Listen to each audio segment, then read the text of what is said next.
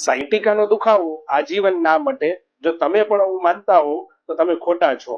આ રહ્યું આનું પ્રૂફ. હરે કૃષ્ણ, હું બીના દેસાઈ.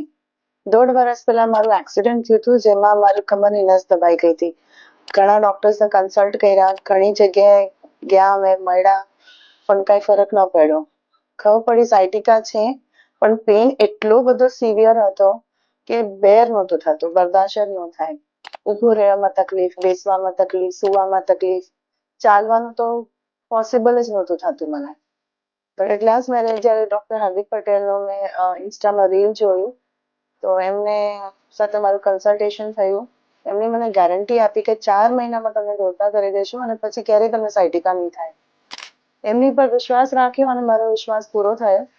3 જ મહિના થયા છે હજી, બટ હવે હું પહેલાની જેમ જ નોર્મલ લાઈફ જીવી શકું છું. Thanks to doctor Hardik Patel કે એમના ટ્રીટમેન્ટ અને જે પોઝિટિવ મોટિવેશન પણ પર્સનલી આપે છે, એના માટે પણ ઘણો થેન્ક્સ. કોઈને પણ સાયટિકા હોય, પ્લીઝ રેફર. અહીંયા આઈ માતા રોડ ઉપર ડૉક્ટર હાર્દિક પટેલ આશ્રય સ્પાઇન એન્ડ જોઈન્ટ ક્લિનિક છે. એમની ટીમ અને ડૉક્ટર હાર્દિક પટેલ ઇઝ ઓસમ.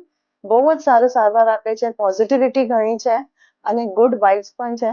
હું આજે મારી જે લાઈફ જીવું છું અત્યારે જસ્ટ બીકોઝ ઓફ એમ. 1.5 વર્ષ જે મેં પીડામાં કાઢી છે, હવે મને કોઈ પીડા નથી, કોઈ પ્રોબ્લેમ નથી. હું મારી નોર્મલ લાઈફ જીવી શકું છું.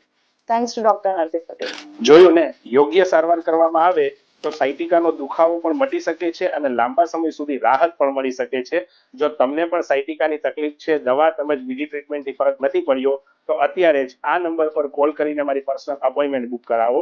આપના physiotherapist doctor Hardik Patel, Surat. Thank you.